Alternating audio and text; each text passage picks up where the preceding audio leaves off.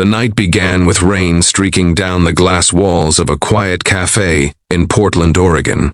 The kind of rain that blurred the city lights and made everyone inside feel a little more alone than usual. Nathan Cole sat by himself near the window, shoulders heavy, eyes tired, carrying the invisible weight of a life that looked successful from the outside but felt empty in all the ways that mattered. He had built a respected nonprofit that helped struggling families. He was known as dependable and kind, and yet something inside him felt unfinished, as if the most important chapter of his life had been left blank on purpose. That was when Clara Bennett stepped into his world, not with confidence or charm, but with desperation written quietly across her face, the kind that doesn't ask for attention but aches for understanding. If you believe stories about kindness, second chances, and unexpected connections can still change hearts, take a moment right now to like this video, share it with someone who needs hope, leave a comment, and subscribe to the channel. Your support keeps stories like this alive. Clara had not come looking for sympathy. She had come because life had slowly boxed her into a corner.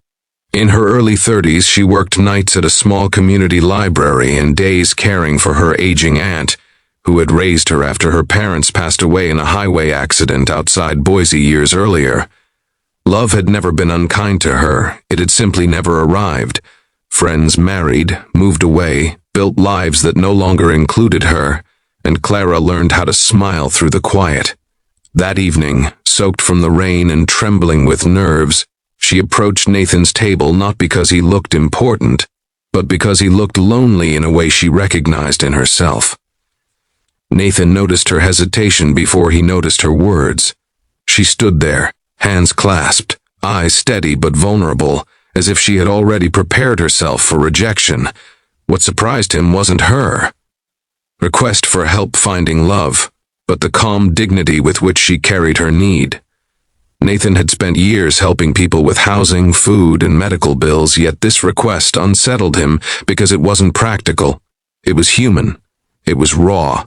It reached past his carefully managed world and tugged at something personal he had kept locked away since his wife, Rebecca, passed away 5 years earlier from an illness that arrived suddenly and left just as cruelly.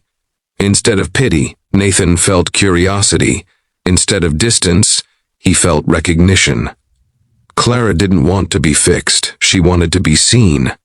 Over several meetings at the cafe and quiet walks through Forest Park, their connection grew without labels or expectations.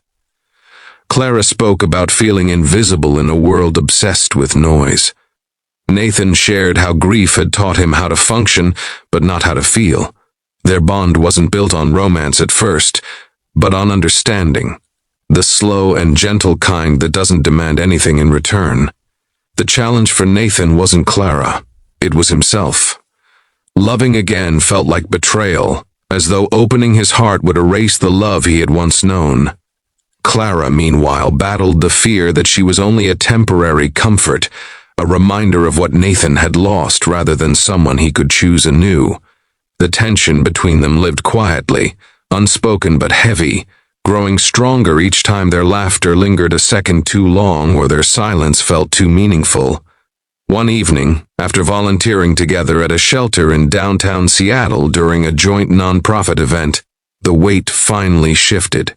Clara, usually careful with her words, surprised Nathan by asking a question that wasn't dramatic, but devastatingly honest.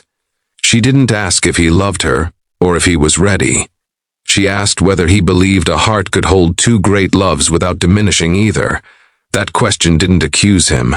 It didn't pressure him. It simply invited him to confront the truth he had been avoiding. That night, Nathan walked alone along the waterfront, the city humming around him, and realized something that changed everything.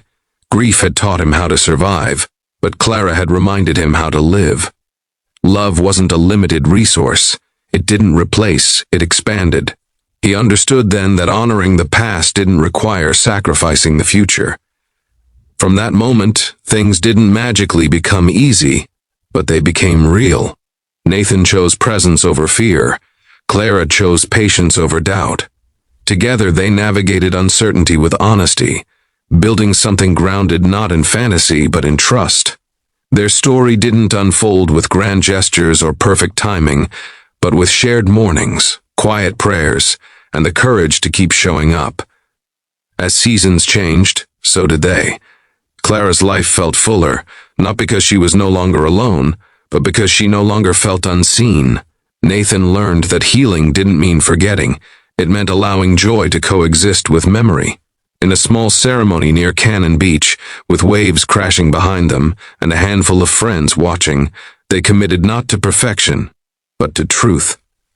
If this story has touched something deep inside you, if it reminded you that love can arrive in unexpected ways and that honest questions can open closed hearts, please take a moment now to like this video, comment, and share it with someone who needs hope today.